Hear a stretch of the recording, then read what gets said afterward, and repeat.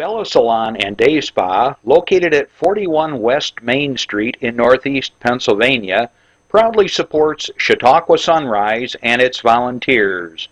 More information at bellasalonanddayspa.net. Funding is provided by a grant from New York State Senator Catherine M. Young, representing Western New York's 57th District with a local office in Olean. Chautauqua Sunrise is made possible by a grant from Fredonia Place, a continuing care retirement community providing dignity in a modern luxury environment.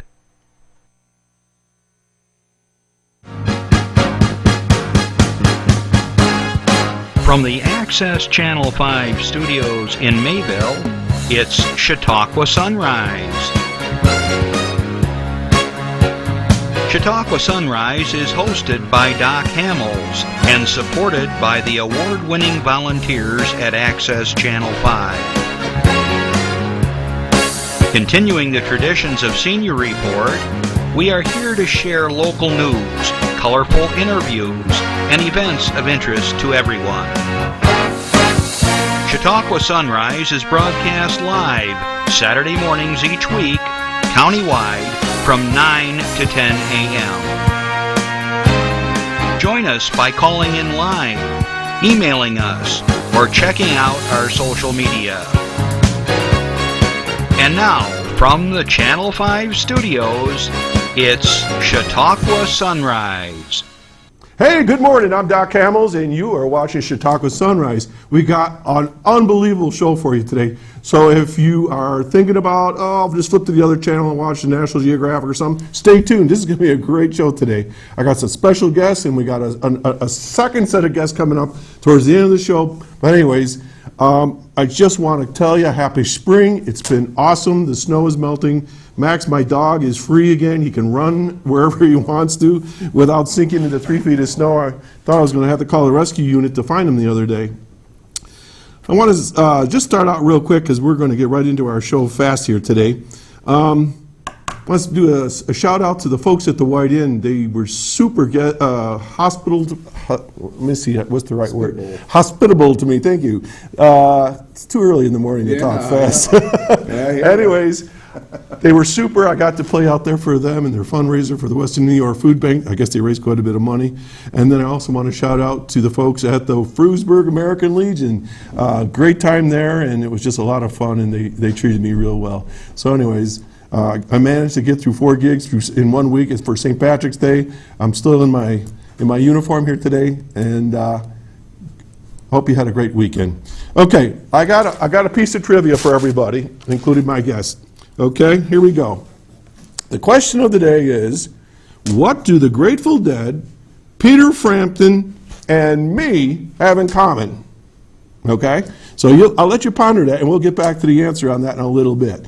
So right now, I just want to get right to my guest. This is my long-anticipated guest, Steve Gustafson of 10,000 Maniacs. You made it. I did. I about fell out of bed laughing this morning. I get this ping, and I go, it's got to be Steve. And he says, it's 6:02, and he says, I'm up.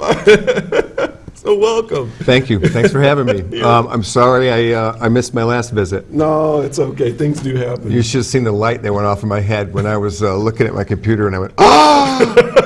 Oh! And then I got the message from you, and I went, oh, I'm such a creep. Sorry about that. That's all right. Well, you did call in the following week, and we sort of did an online interview. Okay, anyways. So what do you think the answer to that question is? They've all played with 10,000 Maniacs. Pretty much. We have a long-running debate between my brother Bob and myself. He called me up one day, and he says to me, do you know that 10,000 Maniacs opened for us? And I go, come on. Did we? He said, you got to be kidding me. Where was that at? Well, this is a good question. For all you 10,000 Maniac triviaists, remember I wrote to you and I said, did you remember playing at a Lucy Fest or a Lucy something? It was the first one back in the 80s. It was at the Jamestown Armory.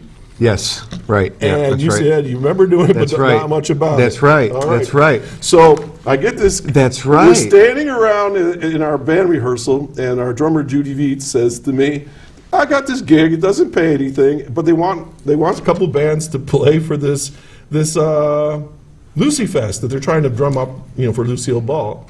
And I said, "Okay, well, what are they thinking?" He said, "Well, they got 10,000 Maniacs." I just stared at her. I go, "We don't play anything like them." And we were doing like crossover country, Anne Murray, whatever, 50s rock and roll, 60s rock and roll, and stuff like that. So I said, "Well, fine, it's variety and so forth."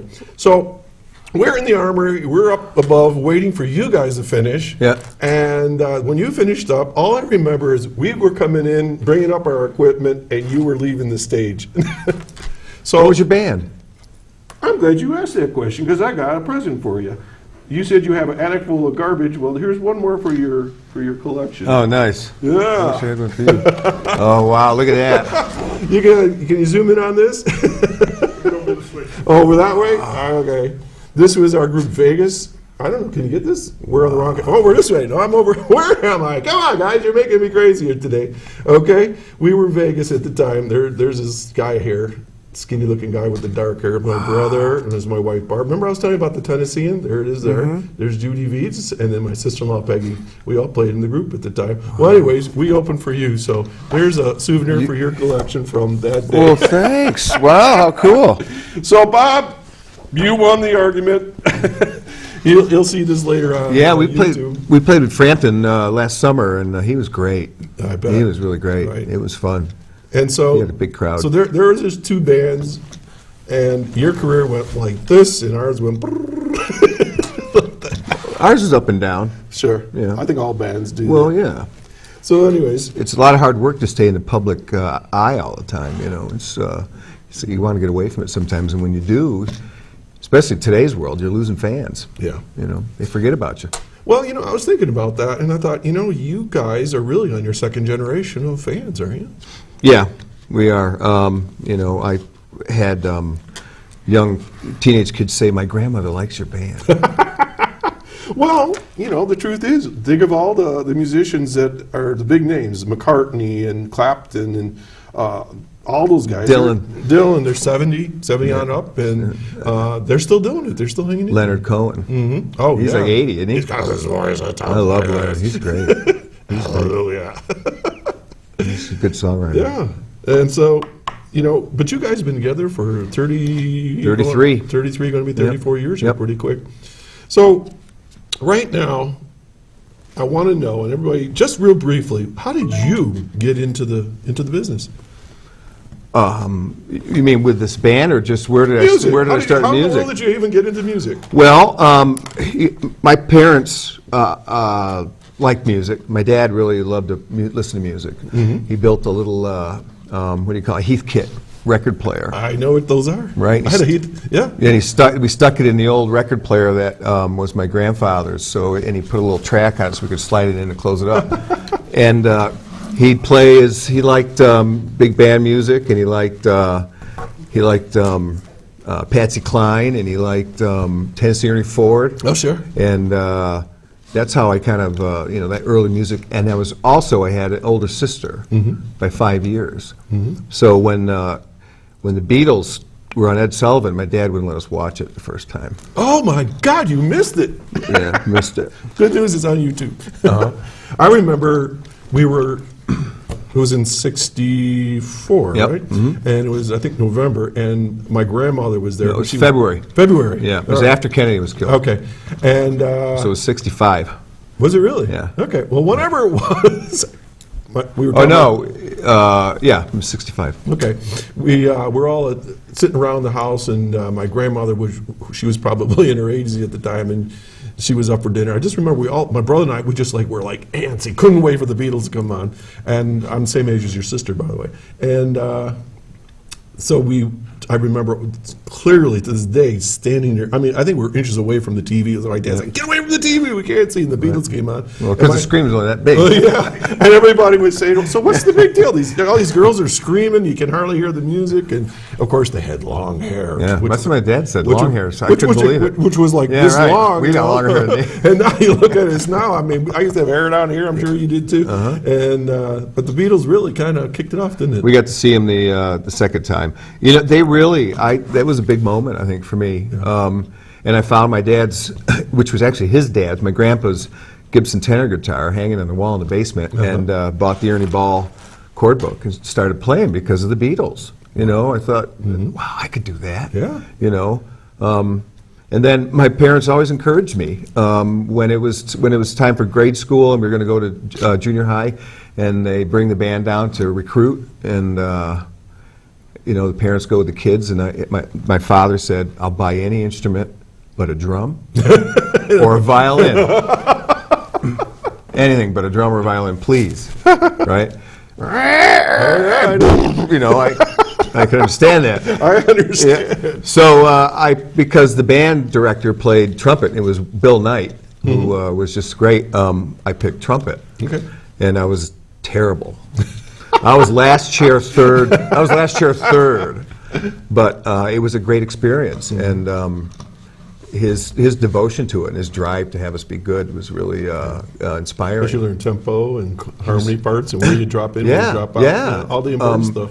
And then in high school, you know, I switched to back to sort of guitar, and because I had met the guy sitting next to me in homeroom was Dennis Drew, and So you guys go way back. we go back to over 40 years, and this was in 9th grade, no, 10th grade, and we just, he was from the north side, I was from the west side. We just started talking about music. I liked Neil Young, he liked Bob Dylan. I said, "Yeah, I play guitar," and he said, "Yeah, I play piano." I took the bus over to his house a few times, and we played, Yes, I did. Yeah. I wrote a song, and we sort of played that. We were in the talent show in high school. We did "Father and Son" by Cat Stevens. He sang the father part. It was horrible. It was awful. We can't sing to save our lives, but we had the courage to do it. Yeah, well, good and the other people that really helped me were John Rood and Carolyn Whitehead at the high school at the time.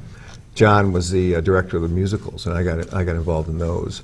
And Carolyn helped him out, and they were very supportive of of being artists. It's funny you mentioned musical. When in high school, I was out of Buffalo at Canisius High School, and we did the Mikado, and I was a gentleman of Japan. Oh, really? And they had to do the eyebrows, and you had to wear the kimono and all that stuff. There I am with a fan wearing a dress. Think about it. Yeah. Anyways, but where I'm You gotta going love with those this- opportunities, man. You gotta take them. But you mentioned it. School Yeah. provided for me the ability to sing harmony, to know the bass lines, where to, the tempo, as I just mentioned, but how a song is constructed and how you present it and so forth. And you can't, unless you're born a genius, that stuff you got to pick up somewhere. And when I see schools are cutting and slashing their arts program, it's horrible. It's horrible. And so it really breaks my heart that that happens. I think it's, not giving a child the opportunity to even experience art. Yeah. Chris brings out an entire side of us, and My parents were supportive. yeah, mine too.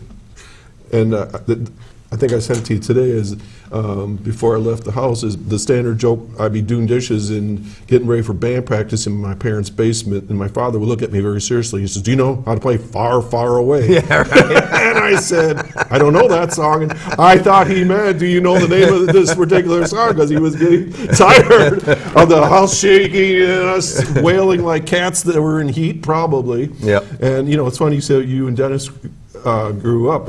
I have my cousin Bruce, my brother Bob, and myself, and my best friend that I went to school from 3rd grade. We were all in our first band together, and so a lot of those things. I was sitting here getting ready for the show today, and I was thinking, you and Dennis and the rest of them, you guys did what every garage band ever hoped to do. That's pretty awesome. Yeah. You It know? was a happy accident. Yeah. And how do you reflect on that? I mean, what was the secret? I mean, there's people watching right now, maybe there's kids watching right now. I mean, Well, I think part of the secret was we were unique, and that we really couldn't play our instruments. We couldn't, when the band formed, we couldn't play Stairway to Heaven to save our life. Right. We couldn't play any of those songs. So we wrote our own. I remember seeing some blurb about you guys, and it said you were an indie group. Okay. Indie, yeah. Yeah, and I'm sitting there going like, Indian music, like, ding, ding, ding, ding, ding, ding. I mean, I didn't know. I was playing at that time. I was playing rock, and I was, Right. like I said, crossover country. I'm going, what the heck is indie group? Well, now I know what it means. It's an independent group, but It's kind of it doesn't really mean a whole lot, but when you're not on a major label, Yeah. you can be on an indie label, or you can be on your own label and be an indie band. It's kind of silly. When the band started, it was also MTV started at the same time. David Letterman started about that time. We were after Saturday Night Live, but this whole sort of new branding of music and the sort of and I forget who did it. It was maybe Lee Abrams started all these formats in music on radio, alternative, Yeah. and the AOR and all these different forms of music to get playlists so they could sell records. Yeah. And we fortunate there was this alternative format that we fit. Yeah. And that's where they put us, and we thrived there. College radio was really a big help to us because the record industry was paying attention to the college radio stations at the time. They had a lot of influence. It was very important to students then. It's not so much so today. It's different. I just heard you, I don't know, was it a couple months ago you were, I don't even remember, was it out of New Hampshire or Massachusetts? You were on a college radio? Something? Yeah. I did a thing with an old friend of ours Yeah, on Weezer. Geezer Rock. Geezer, yeah. Yeah, he's gone national with that. Oh, yeah? Yeah. Yeah, I was listening to it.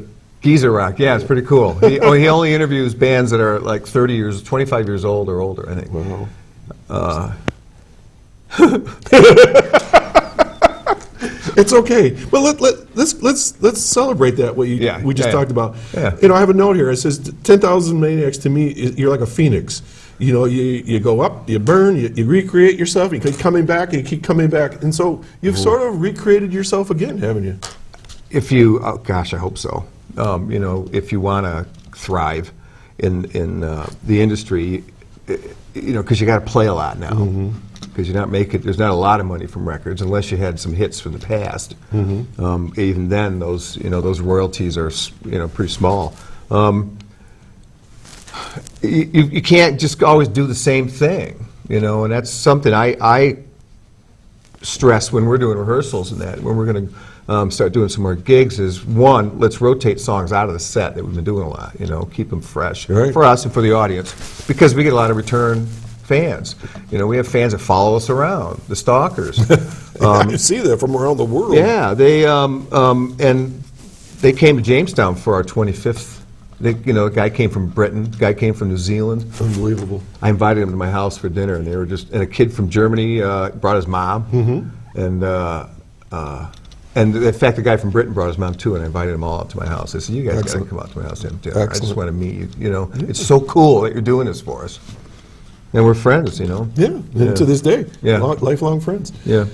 So, I've listened to your music, and I've seen the videos and things like that, and now you're at a place that's very, very different as far as the music.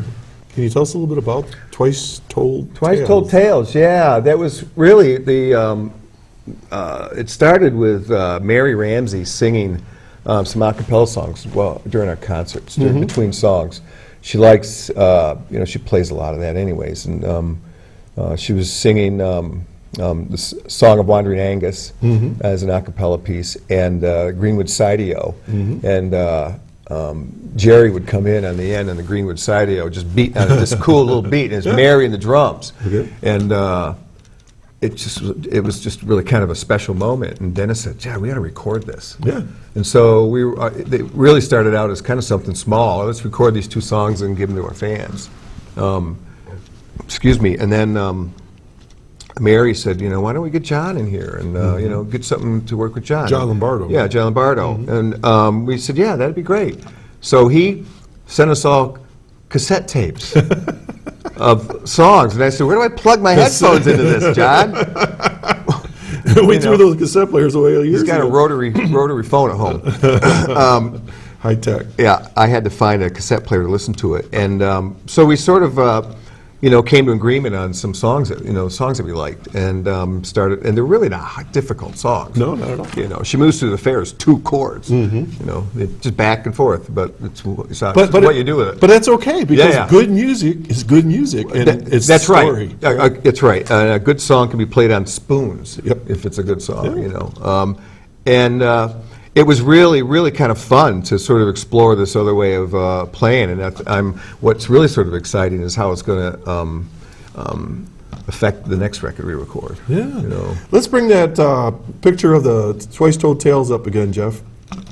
Because Now, which one are you? Yeah, right. That's an original work of art by John Lombardo. Is it really? Yeah, John made that. I remember you were having a vote on which cover to use. Yeah, we sent it to the record company, and they were like, "Oh, nice, we like this, but I think we're gonna fix it." And I went, "You're gonna what?" No. And they sent us back this thing with Stonehenge behind them, and it was all blurry and stuff. And I said, "Well, I'll talk to the band, and we'll take a vote on it." and we told them, "No, thanks." And they relented. They said, "Okay, you can do this. You got to, with a record company." There's battles. You gotta fight for them to work for you sometimes. Yeah. So this album cover and this music is the music of the British Isles. So you got England, Scotland. Yep, Scotland, Ireland. Canada would be Canada, wouldn't it? I don't know. Yeah, Canada. Yeah, I think so. Okay. Canadian. All right. So anyway, so let's bring up the current picture of the band. Oh boy. We have that here. There you go. There we are. There's the lineup. There it is. Dennis, Stephen, Mary, Jeff Erickson, Jerome Augustiniak, and John Lombardo, left to right. Dennis and I have an interesting connection. We were talking about connections. Dennis and I sat on a little committee with JCC once about putting together Culinary Arts Institute. Yeah, I remember that. And he sat right next to me, Yeah. and I go, "Whoa, this is way cool." There's a guy that likes to eat. I know that feeling. Okay. So anyways, so it's interesting because I was telling you before, we both basically came out of roots of rock and roll and Beatles and all that stuff. And here I've been playing a lot of Celtic music, you're playing Celtic music, and it's kind of interesting.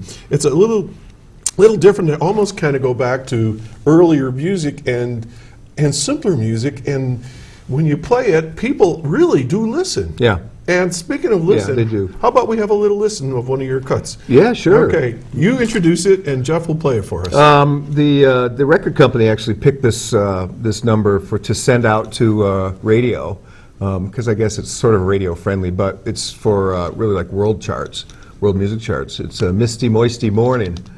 I guess there's some urban. If you look it up in the Urban Dictionary, it's kind of nasty, and we didn't know that. We had no idea. It's just the name of the song. So let's have a listen, just about a minute of this. Oh, here it comes. Now this is Mary on lead vocals, right? Yeah, and viola.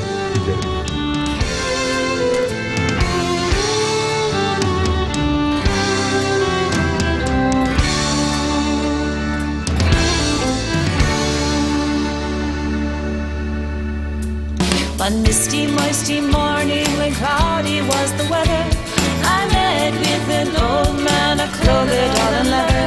He was clothed all in leather with a cap beneath his chin, singing how'd you do and how'd you do and how'd you do again. This rustic was a thresher, as on his way he hied, and with the leather bottle vest buckled by his side. He wore no shirt upon his back, but wool unto his skin, singing how'd you do and how'd you do and how'd you do again. I went a little further and there I met a maid, a going a milking, so she said. Then I began to compliment and she began to sing, saying how'd you do and how'd you do and how'd you do again. All right, thanks, Jeff, for queuing it up for us.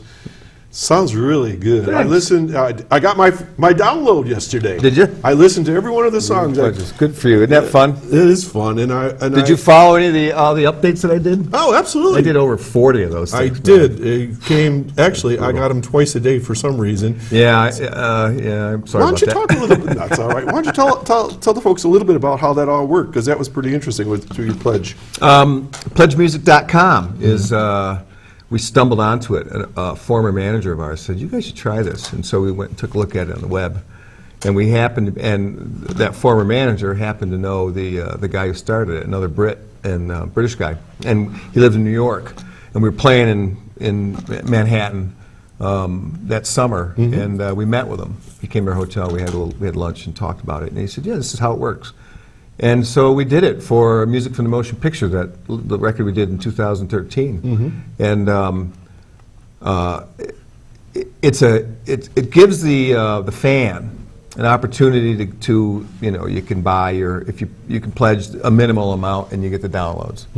And the band, I've seen some bands sell like their car and guitars and private lessons, Sure. but you sell these exclusives to fans, and because some fans want that, and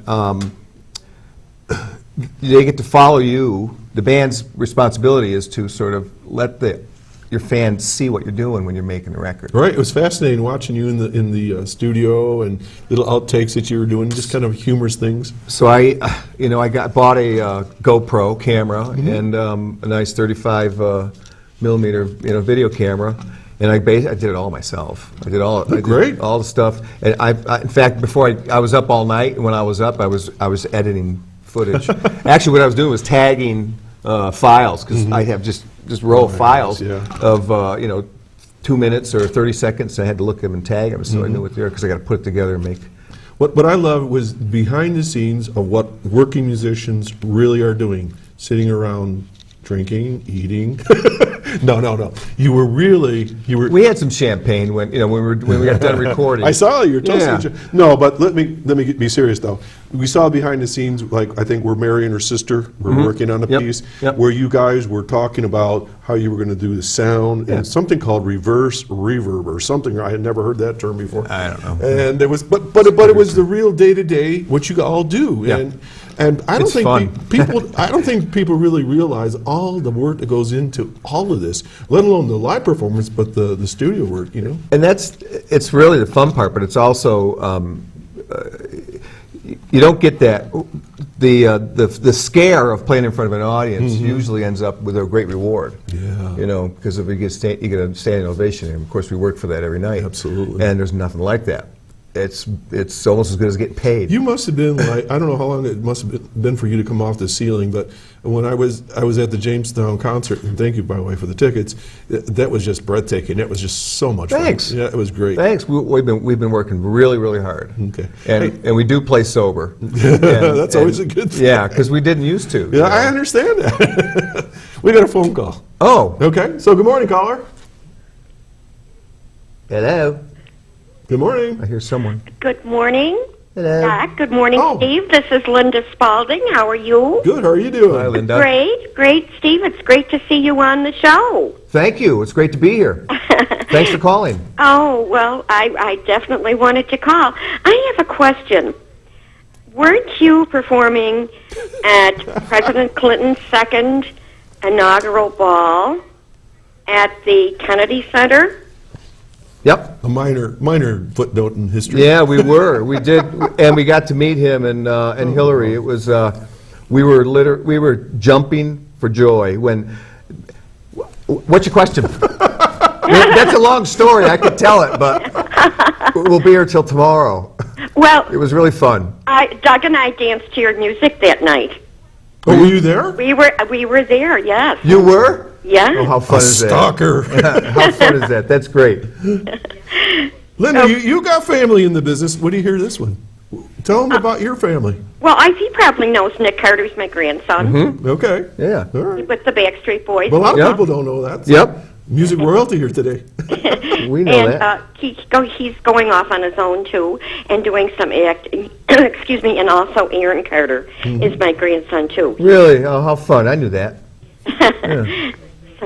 So it's great to see you on the show. Thank you for coming back to the great hometown. We've never left, but we've taken a lot of journeys, but our favorite journey is always the journey home. Yes, I imagine it is. It's a beautiful area. We love it here. I can't imagine my living anywhere else. And I also remember that you did some photo shoots and some songs at the Athenaeum quite some time ago. We do so many photo shoots. I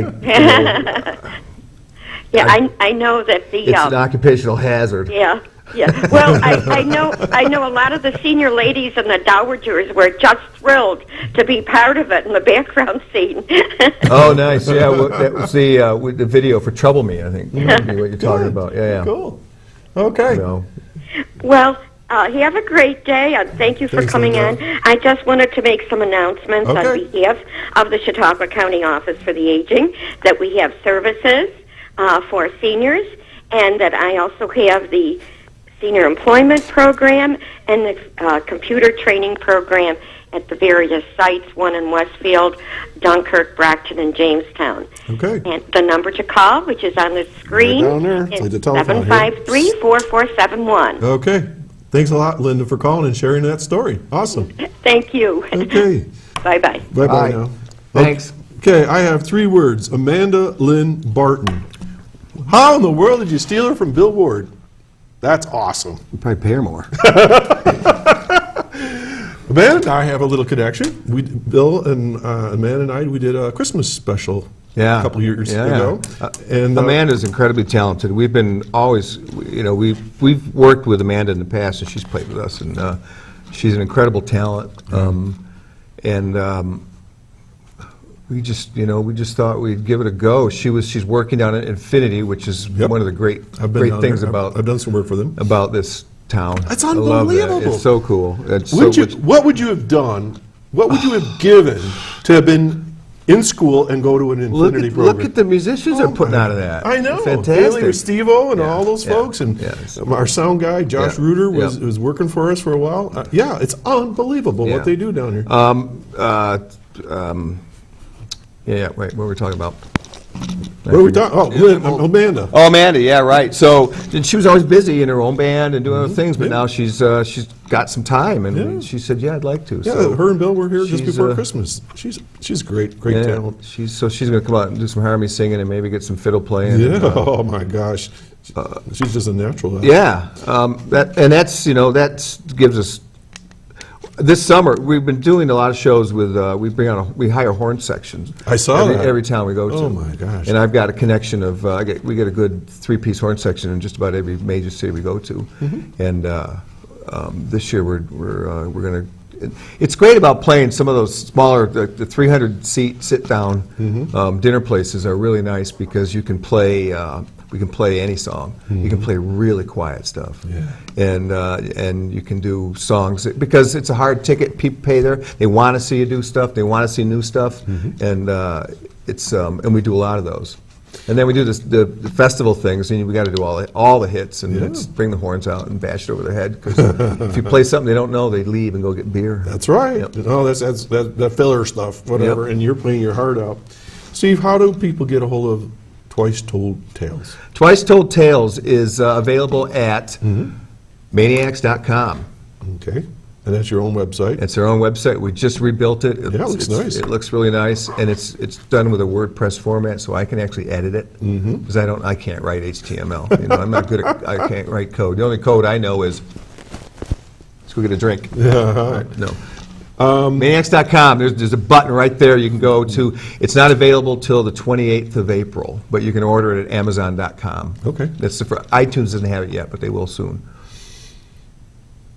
And of course, all the people who joined the pledge, for the 474 of you. Yes, we are. Yeah. Strong. I wanted to get to 500 so I could call you guys the Maniac 500.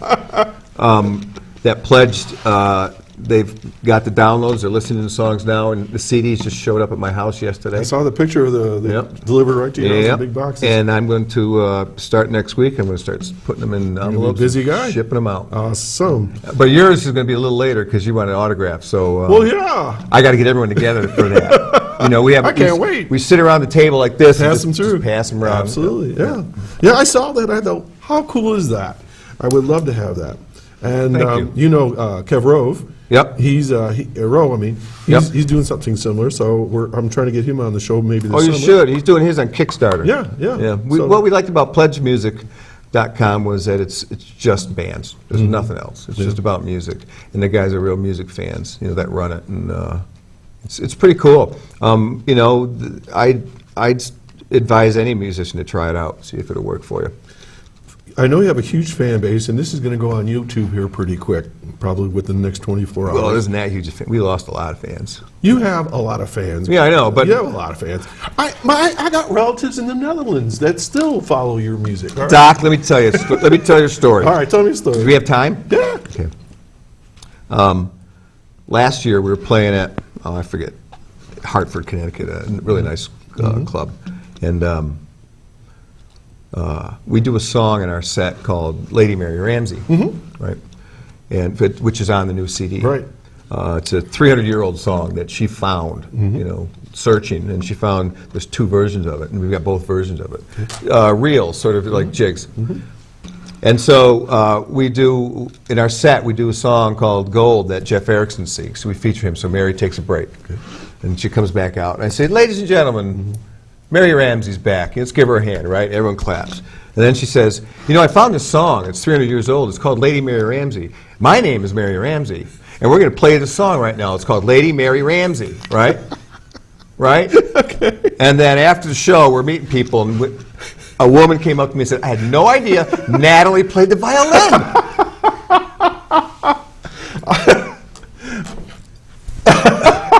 What do you do? Do you remember? I promise you, I was going to bring and that up. I said, neither did she. Oh my God, how funny! So we fight that, and we're still sort of reminding people that we're around. It takes a while because after Rob died, we really kind of just shut down for a while, Sure.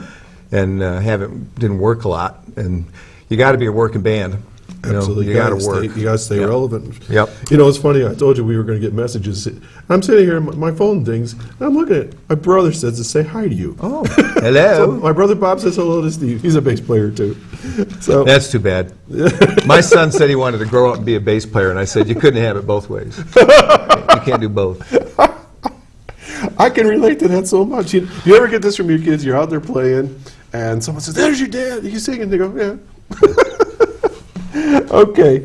Steve, how about plugging one more time your website? And My wife doesn't even go to our shows anymore. My She's wife- like, again? my wife will do the same thing. I say, "Could you just come along with me just so I can listen to the sound, make sure everything?" And then she's sitting there, off to the side, and it's so boring for them. Yeah. How about plug some of your concerts, and then we're going to bring on our other guest here in a minute. But you stick around, okay? I will. We're going to. Oh, do you want me to do this now? Yeah, do it now. Yeah. We've got a record. The record comes out April 28th in the usual formats. Twice Told Tales. You can get it at Maniacs.com. If you can go there and just click on the button, it'll take you right to that. And we're having a record release party in Buffalo on May 8th at the Ironworks down by the arena. It's going to be kind of a stand-up, blow the roof off the place kind of gig, I think. And then we're going to play with it's the John Lehrer Dance Company in Buffalo.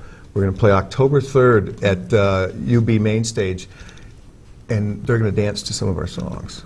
Nice. Yeah. Yeah. That'd be fun. Yeah, I had a little experience not too long. Last year, we were playing the Opera House, and we had the Clonacada dancers, the Irish dancers with the wigs and all that. Oh, really? And they How were fun. dancing while we were playing some music, and that's distracting actually. Yeah, because they're right. out there. You can't watch, They're you know. out there spinning and stuff like that. And you want to be an audience member. All right, well, we're going to take a break here in a second. We're going to be back. Nice. We'll bring you back here before the show's over. Okay. But we got a couple of guys that you think we're crazy. They're even crazier. So first I got this PSA for you, and then we'll be right back.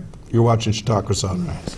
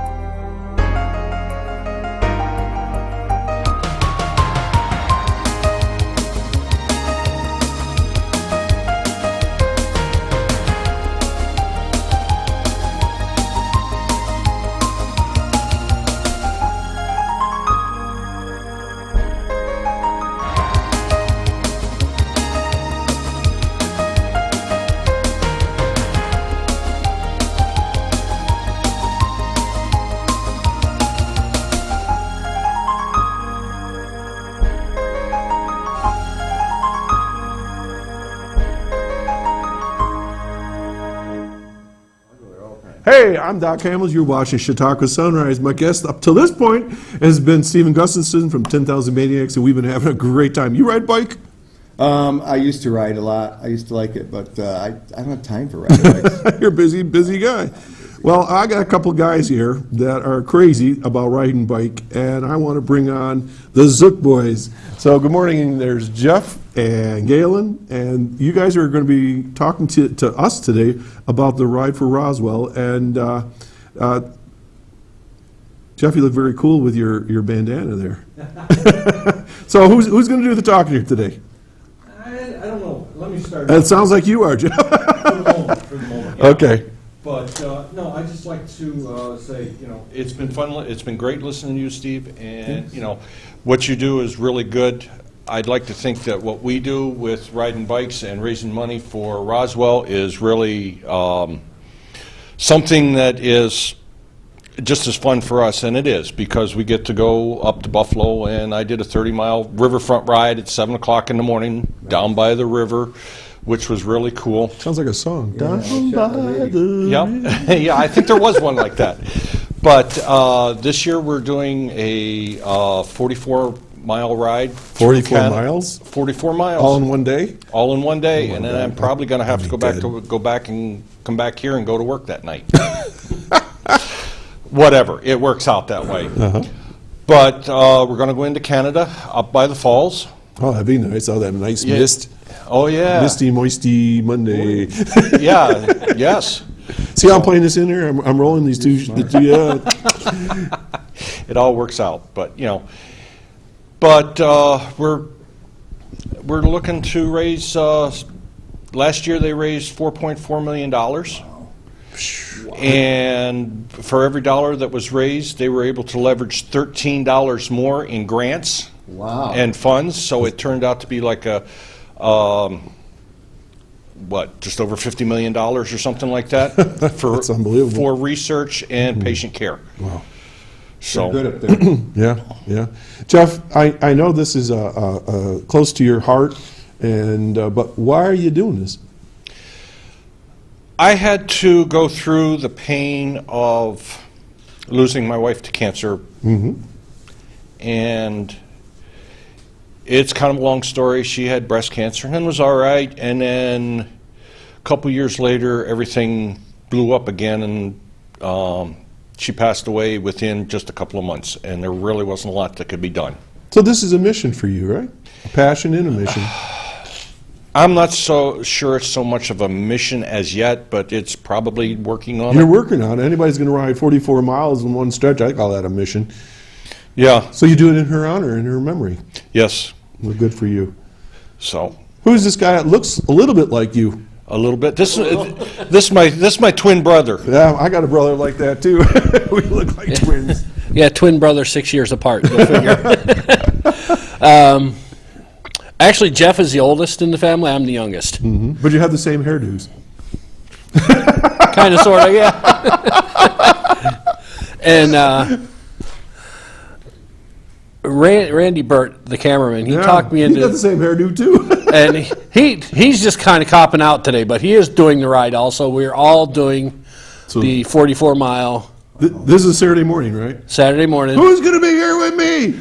I don't know. Not my problem. Studio works well with two people. So, but Randy did it, I don't know, 6 or 7 years ago, and then a couple of years back he talked me into doing it, and I was kind of reluctant because it was, but when I did it, it was just an incredible experience, is the best way I can explain it. How many riders? Because you told me it was. There was 8,100 riders last year. gosh. Holy cow. That's more Yeah. than people. More It's than one- at your it's- concert. It's the largest fundraiser in Western New York Wow. in any given time of the year. So, so my first year I did a 45 country mile ride. Last year I did a 65-mile ride, and this year I'm doing the 44 because it is going into Canada. It is really something that I thought I would like to do, so I went ahead and signed up for that.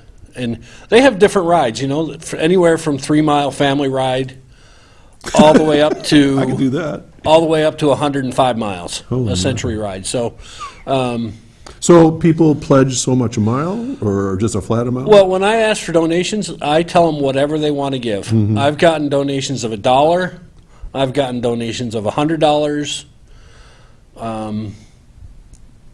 But in my job, I work for a respiratory company, and I see a lot of people. So I get, a lot of $5, $10, $15 donations, and Adds up. it does. It really does. And people, so many people have been touched by cancer. Yeah. I mean, I don't know a family that hasn't. Yeah, I don't know. Exactly. I mean, This is it's, part of our DNA. Yeah.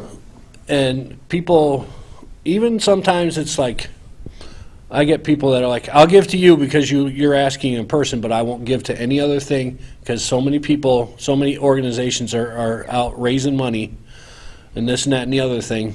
A lot of hands out. Yeah.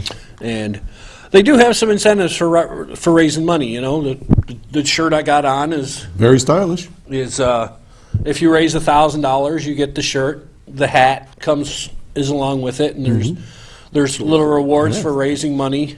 I got a really nice bag with the Ride for Roswell. Couldn't it? It was it's one of the new 20 years ago, maybe. wheeled duffel bags with a big duffel on the top. Yeah. And, I got that for raising over $2,500 last year. So how much have you raised Did altogether? you raise $2,500? I raised $3,308. These guys last don't year. mess around here. Wow, That's that's why. fantastic. And actually, when I make my deposit today, I will be up to $2,300 for this year. And when's the race? A ride, It's, not a race. Ride. June 27th. And so you still got a lot of time to raise money. Yeah. And Jeff, Last how are you doing? You getting there? I got started. You got started. And what about Randall? I put 25 in myself. Oh, so we got seed money. Okay, so Yeah. But well, how do people, if they're watching right now, they want to donate to this cause? How do they get a hold of you guys to support you? I mean, I always support you guys. So you can go to I don't know if they have the website up there, but it's rideforroswell.org. And Chris will probably bring it up here in a minute if he can find it. I don't know if he's got time. but it's rideforroswell.org, all one word. And it'll bring you up to the homepage. You click on the donate, and then there will be a search engine. If you type in Randy Burt or just type in Zook, Zook, Z-O-O-K. Z-O-O-K, All right. and click on the search, and both our names will come up under Zook. And if you just write Burt, Ernie and Bert? Burt, Just Bert? Burt, All right, Bert. under last names. under, B-U-R-T. Yep, under the last name, and Randy's name should come up. And then you just follow the prompts and Good for you guys. give right online. Okay. You know, it's interesting that you said something about that a lot of people are asking for money today, and because money is so tight these days. When I go up to visit my dad, he keeps the stuff for me, and he shows me the pile of free pens, blankets, gloves, wristwatches, a nickel, whatever. Everybody's out there. But we know that this is local. We know the people in Roswell, because everybody knows Roswell around here, so good for you. I'm a patient at Roswell. You are? Yeah, I got a blood disease. Really? Yeah. And you're doing okay? I'm in. They started me in leukemia, but it's more of a lymphoma thing. Really? Yeah, I did not know that. yeah. It's a great place. I love it up there. I have My always heard good doctor's things. she's so cool. Good. You said, do bands play there? The first year I went, they had Leanne Rhymes in. Mm-hmm. Last year they didn't have a band in, Oh, that's unfortunate. but Friday nights they normally have a cancer survivor come in as the keynote speaker. Scott. 2 years ago was Dave Dravecki, the pitcher from the San Francisco Giants back in the 80s. Oh yeah, He had bone cancer Right. and Oh, sure. broke his arm pitching. right. That's right. Throwing a ball. That's Yeah. right. Oh, my, can you imagine Yeah, that? I remember that. Yeah, and then he had his shoulder and arm amputated, and he just. That's right. And last year was Scott Hamilton, the ice skater. Okay. Yep. Yeah, he had cancer. That's right. Yep, Yes. he had testicular cancer, and he's like, I've got two kids that I was never supposed to have, and Wow. Good for him. I'm kind of hoping they'll have Jim Kelly this year. That'd be kind of cool. That Yeah. would be very cool, wouldn't Or it? Rick Yeah. Jenneret, because Yeah. they Play up both. there this year? Where? Right for Roswell. I don't know if they got a band. Maybe call them up. Call me. I'll have our agent look into it. That'd be cool. See, have you played for these kinds of things in the past? Yeah, Yeah, I think all bands do. It's part of the deal. what we do. Yeah, that's Well, what you do. it's I mean, we did it early. We did it so we could get a write-up in the Post Journal. That's right. We were giving the money to the resource center. All PR is good PR. That's right. Yeah. And we'd give the money, because we don't get like $100. It wasn't that much, but we'd give it to them. Yeah, I think it was 3 years ago. Bill and I played up in Buffalo for the breast cancer walk. It was snowing, and I'm out in front of the Genesee building. We're in this little nook. Bill's looking at me. No, it's gonna be all right. We're gonna make this. And people are walking by, and they're getting snowed on and drenched. But people have this passion to do this sort of thing. Yep. Before we get too far down the road, you brought one of your bikes here today, and I know you like to talk about the bikes. And that does That's look a like sweet ride, man. That's nothing that's, like what I have ever ridden in my life. I bought that like 2 days before the ride last year, so that's a brand new bike. What's the steel? I'm sorry? Is it what's the frame made of? Oh, it's Alloy? carbon fiber. Carbon fiber. Carbon fiber. It's pretty much one of the low end carbon fiber bikes, but What's it weigh? about 20 pounds. Wow. That's it? Yeah. Yeah. That's what's great about them. That's less Yep. than a guitar. Yeah. This And was that's wheels and gears, most of it. Yep. Well, this was $2,100. But the ones that like Lance Armstrong and with his troubles and his things, but those bikes can go up to 10 to 12 grand. Wow. Because they're all with the nice thing about a carbon fiber bike. If you really got the money and you're really into it, and you can get those made specifically. Yeah. Because some To people fit like you. a stiff bike. Yeah. Some people like a little more flex in their bike. But if you're going to get into biking, and you're really thinking about getting into biking, my suggestion is don't go out and spend $600, $700, $800 on a bicycle that you're going to ride 3 times and then go, oh, I really don't like this. Right. Go to Walmart, buy the $100 Walmart bike, ride it for a year, and if you really want to stick with it, then go to Work your way up. then go to a real bicycle shop and get a good bike. I've been riding for probably about 15 or 16 years now. Wow. Galen, talk us through what it's like. There you are, there's 8,100 riders, and you show up. I mean, how does that all work? I mean, I would think you'd be crashing into each other and stuff. Well, I would. well, they start different rides at different times. Okay. So the first year they started the 100-mile, or the 65-mile. The 100-mile went out really early in the morning. And then they started like the 100 or the 65 and the 44 country rides together. So, and they limit the amount of people for each ride. So the Canada ride was limited to 500 riders. And but the one year, I think the first year they started was 1,500 riders started at one time. But I mean, it's spaced out well enough, and they do have the police and that at the beginning of the route. Yeah, they're stopping traffic, and on the way back though, you have to follow the rules of the road. Right. So if there's a red light, you have to stop at the red light. Always. You always have to wear your So it's not a race. It's not a time No, thing. it's not a time thing. It's point A just to go point B. out and ride and have it. Get some enjoy exercise, it. yeah. You I can you do it in catch up 3 to. miles. I don't need 50. But the way they do it, everybody is, they start the 100-mile, say like 6:30 in the morning. My ride kicked off at 7. about 10. Everyone's last done it year. about the same time. Yeah, everybody's back and off the road by about noon. But Nice. I think Galen's a little more familiar with the logistics. But when they get together and put all these people together for traffic control and stuff, they go in and take over one complete floor of the Buffalo Police Department for that day. And it's just it's a huge task, and they do it very well.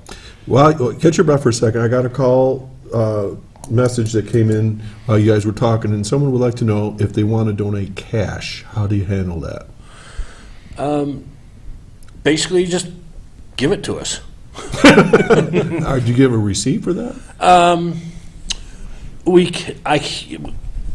I had someone ask me that the other day because a lot the majority of people that give me money, they give me $4 or $5. They're most, and because I deal with a lot Small of stuff, yeah. older people, they don't care. Okay. We could probably write up a hand. I'm just asking the question because it was posed to me. Yeah, Yeah. I don't see why we couldn't write up a hand receipt received from such and such the Yeah. amount of money and sign it. Actually, I was supposed to email one of the coordinators up there to find out about that because people give it to me, I deposit it in my bank account, and then I send it up to Roswell using my debit card, and I get a receipt for every. And Sure. with the amount of people I see, I make a deposit every week. Well, I'll tell you what, if you get an answer to that, let me know, and I'll announce it to you Okay. on an upcoming show. And we're going to have you come back just before the race to give you a little pep talk and get Yeah. you all fired up, huh? Okay. Anything else you want to tell us about the ride? We're kind of winding down here on time. Well, this is the 20th year, Really? and 20 years. if you go to the Ride for Roswell website, they've got a nice history of, and there's a time that they almost didn't do it anymore because it was starting to decline, and then all of a sudden it turned around, and Yeah. it's just been growing ever since. They got someone better running it. Yeah, It's all about something. organization, isn't it? Yeah. I think I know who that is. Mitch Flynn is the name of the guy that Mitch? came up with the idea and actually founded it. There was, I think, about 200 people did it the first year. I wonder how many miles total that have been ridden for this. Oh, it'd be Add up 8,100 riders, that'd be interesting to find out. for each year, how many times around the Yeah, planet have you gone? about 9 killion thousand Yeah, a billion. lot. 10,000. Okay, and there's the information there. If you type in Bert or Zook and you go rideforroswell.org, you can look these fellas up. And if you care to support them, have at it. Okay, you got 10 seconds. What do you want to say? Speechless for Speechless. No, I just five. I just want to encourage people that it is a great cause that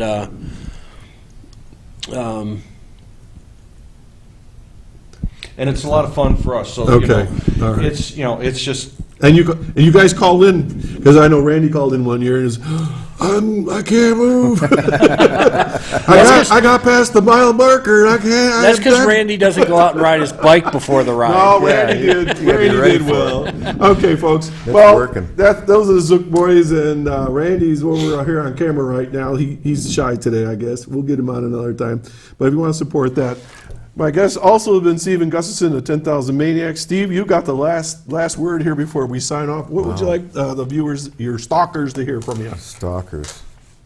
We like to play, but we love to play for an audience and for our audience. And we have really good fans. They're really cool. They're really nice to us. Very supportive. And Jamestown, Chautauqua County, we've been all over this county playing gigs, for over 30 years. We played everywhere. Everywhere. Half of them burned down.